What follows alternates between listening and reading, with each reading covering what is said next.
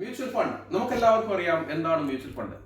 ഒരു asset management company വിവിധ നിക്ഷേപകരിൽ നിന്ന് പണം സമാഹരിച്ച് ഓഹരി, ബോണ്ട് തുടങ്ങിയ അസറ്റ്സിൽ നിക്ഷേപിക്കുന്നതാണ് mutual fund. Mutual fund asset management കമ്പനികളാണ് Motilal Oswal, HDFC, ICICI Prudential, Edelweiss, Invesco, Quant തുടങ്ങിയവ. ഇനി നമ്മൾ വിവിധ തരം മ്യൂച്വൽ ഫണ്ടിനെ പറ്റി നോക്കാം. മ്യൂച്വൽ ഫണ്ട് പലവിധമുണ്ട്. സ്മോൾ ക്യാപ് ഫണ്ട് ഏറ്റവും കൂടുതൽ റിസ്ക് ഉള്ള ഫണ്ടാണ് സ്മോൾ ക്യാപ് ഫണ്ട്. ഏറ്റവും കൂടുതൽ റിസ്ക് ഉള്ളതുമാണ്, അതുപോലെ തന്നെ റിട്ടേൺ തരുന്നതുമാണ് സ്മോൾ ക്യാപ് ഫണ്ട്. അടുത്ത ഫണ്ടാണ് mid cap fund. Mid cap fund എന്ന് പറഞ്ഞു കഴിഞ്ഞാൽ ഇടത്തരം കമ്പനികളിലാണ് ഈ മ്യൂച്വൽ ഫണ്ടിൽ പണം നിക്ഷേപിക്കുന്നത്. പിന്നെയുള്ളത് ലാർജ് ക്യാപ് ഫണ്ടാണ്. ലാർജ് ക്യാപ് ഫണ്ടിൽ വൻകിട കമ്പനികളിലാണ് അസറ്റ് മാനേജ്മെന്റ് കമ്പനി ഫണ്ട് നിക്ഷേപിക്കുന്നത്. ഇതുകൂടാതെ ഫ്ലെക്സി ക്യാപ് ഫണ്ട് ഉണ്ട്. അത് തരാതരം സ്മോൾ ക്യാപ്പോ മിഡ് ക്യാപ്പോ അല്ലെങ്കിൽ ലാർജ് ക്യാപ്പോ കമ്പനികളിൽ നിക്ഷേപിക്കും. ഇനി നമുക്ക് വേണമെങ്കിൽ US-ലുള്ള ടെക്നോളജി സ്റ്റോക്കിൽ നിക്ഷേപിക്കാനും മ്യൂച്വൽ ഫണ്ട് അവസരം തരുന്നുണ്ട്. ഇനി ഏറ്റവും പ്രധാനമായ കാര്യം എന്ന് പറയുന്നത് മ്യൂച്വൽ ഫണ്ടിന്റെ നിക്ഷേപക സമയമാണ്. പലരും അടുത്തിടെ ഉണ്ടായ ക്രാഷിൽ, അതായത് സെൻസെക്സ് 85,000 വരെ പോയതായിരുന്നു, അവിടെ നിന്ന് താഴേക്ക് ഇറങ്ങി വന്നു. ഇപ്പോൾ 82,000-ലാണ് നിൽക്കുന്നത്. ഏകദേശം 75,000-ലേക്ക് സെൻസെക്സ് താഴ്ന്നായിരുന്നു. അപ്പോൾ പലരും ചെയ്തൊരു മണ്ടത്തരം, സിപ്പ് സ്റ്റാർട്ട് ചെയ്ത പലരും ആ സമയം പേടിച്ച് നിർത്തുകയാണ് ചെയ്തത്.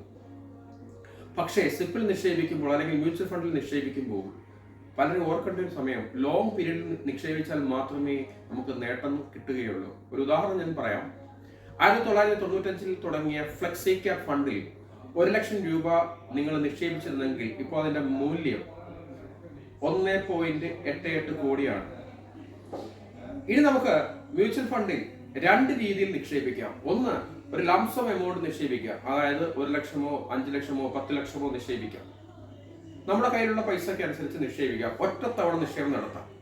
രണ്ടാമത്തെ മാർഗം, മന്ത്ലി ഒരു എമൗണ്ട് മാസം തോറും നിക്ഷേപിക്കാൻ കഴിയും. അതായത് മാസം 1,000-മോ 2,000-മോ 5,000-മോ മന്ത്ലി നമുക്ക് നിക്ഷേപിക്കാൻ പറ്റും. അതിനെ വിളിക്കുന്ന പേരാണ് സിപ്പ് എന്ന് പറയുന്നത്. ഇനി ഞാൻ നേരത്തെ പറഞ്ഞ HDFC ഫ്ലെക്സി ക്യാപ് ഫണ്ടിൽ നിങ്ങൾ 1995-ൽ മാസം 10,000 രൂപ നിക്ഷേപിച്ചായിരുന്നെങ്കിൽ 30 വർഷം കഴിഞ്ഞ് 2025-ൽ കിട്ടുന്ന തുക ആരെയും ഭ്രമിപ്പിക്കുന്ന ഒന്നാണ്. അതായത് 20 കോടി രൂപ. ഒരു സാധാരണക്കാരനെ സംബന്ധിച്ചിടത്തോളം 20 കോടിയോ അല്ലെങ്കിൽ 25 കോടിയോ കിട്ടാൻ ഈ ഒരു മാർഗം മാത്രമേ നമ്മളുടെ മുമ്പിലുള്ളൂ. ഇനി നമുക്ക് സ്മോൾ ക്യാപ് ഫണ്ടിനെ പറ്റി നോക്കാം. സ്മോൾ ക്യാപ് ഫണ്ട് എന്ന് പറഞ്ഞാൽ ചെറുകിട കമ്പനികളിലാണ് നിക്ഷേപിക്കുന്നത്. അതിനാൽ റിസ്ക് വളരെ കൂടുതലാണ്.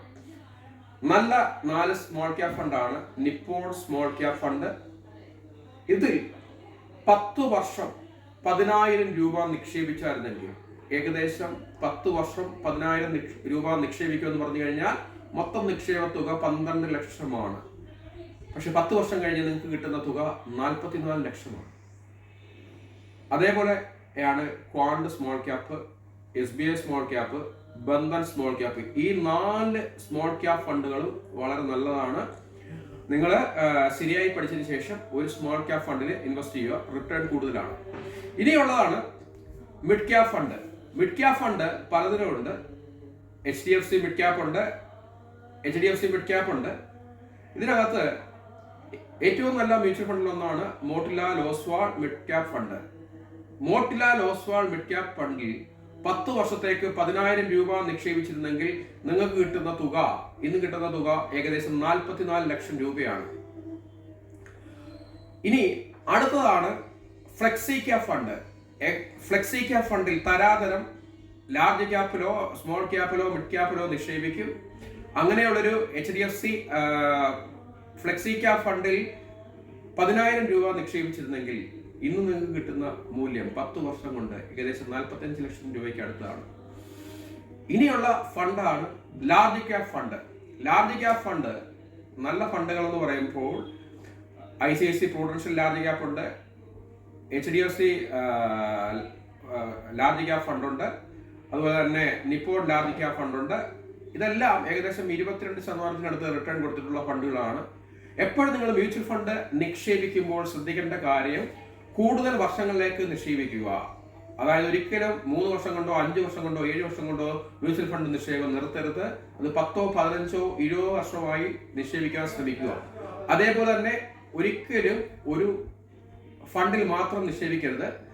ഒരു സ്മാൾ ക്യാപ് ഫണ്ടിൽ നിക്ഷേപിച്ചു കഴിഞ്ഞാൽ അടുത്തത് മിഡ് ക്യാപ് ഫണ്ടിൽ നിക്ഷേപിക്കുക, ഒരെണ്ണം ലാർജ് ക്യാപ് ഫണ്ടിൽ നിക്ഷേപിക്കുക. അതായത് 10,000 രൂപ നിങ്ങളുടെ കയ്യിലുണ്ടെങ്കിൽ 4,000 രൂപ ലാർജ് ക്യാപ് ഫണ്ടിൽ നിക്ഷേപിക്കുക, 3 മിഡ് ക്യാപ് ഫണ്ടിൽ നിക്ഷേപിക്കുക, 3,000 സ്മോൾ ക്യാപ് ഫണ്ടിൽ നിക്ഷേപിക്കുക. ഇങ്ങനെ ഡൈവേഴ്സിഫൈ ചെയ്ത് മാത്രമേ മ്യൂച്വൽ ഫണ്ടിൽ നിക്ഷേപിക്കാൻ പാടുള്ളൂ. ഇനി നമുക്ക് വിദേശത്ത് നിക്ഷേപിക്കണമെങ്കിൽ അതിനും അവസരം മ്യൂച്വൽ ഫണ്ട് തരുന്നുണ്ട്. US ടെക്നോളജി സ്റ്റോക്കുകളിൽ നിക്ഷേപിക്കാനുള്ള ഫണ്ടാണ് ഈഡൽവൈസിന്റെ US ടെക്നോളജി സ്റ്റോക്ക് ഫണ്ട്. അതിൽ നമുക്ക് നിക്ഷേപിക്കാൻ പറ്റും. അതുപോലെ തന്നെ ഇൻവെസ്റ്റോയുടെ ഗ്ലോബൽ ഇക്വിറ്റി ഇൻകം ഫണ്ടും ഉണ്ട്. അതിൽ നിക്ഷേപിച്ചാലും നമുക്ക് വിദേശത്തുള്ള സ്റ്റോക്കുകളിലാണ് ഇത് നിക്ഷേപിക്കുന്നത്. ഇതിന്റെ റിട്ടേൺ ഒക്കെ ഏകദേശം 19% വരും. ഇനി ഒരിക്കലും ചെയ്താത്തൊരു കാര്യം, മ്യൂച്വൽ ഫണ്ടിൽ നിക്ഷേപിച്ചിട്ട് അത് തിരിഞ്ഞു നോക്കാതിരിക്കരുത്. നിങ്ങൾ എപ്പോഴും നിങ്ങളുടെ ഫണ്ടിന്റെ പെർഫോമൻസ് വിലയിരുത്തുക. ഫണ്ട് പെർഫോം ചെയ്തില്ലെങ്കിൽ അതിനുള്ള കാരണം കാണുക. അതിനനുസരിച്ച് ഫണ്ട് പെർഫോം ചെയ്തില്ലെങ്കിൽ ഒരു ഫണ്ടിൽ നിന്ന് വേറൊരു ഫണ്ടിലേക്ക് സ്വിച്ച് ചെയ്യുക. അപ്പോൾ ശ്രദ്ധിക്കേണ്ട കാര്യം, മ്യൂച്വൽ ഫണ്ട് ഒരിക്കലും 1 വർഷം കൊണ്ടോ 2 വർഷം കൊണ്ടോ 3 വർഷം കൊണ്ടോ നമുക്ക് വൻ സമ്പത്ത് നേടിത്തരത്തില്ല.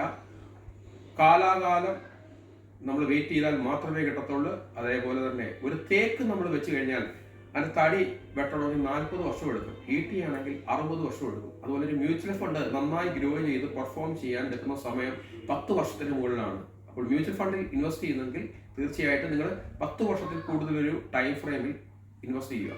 Thank you.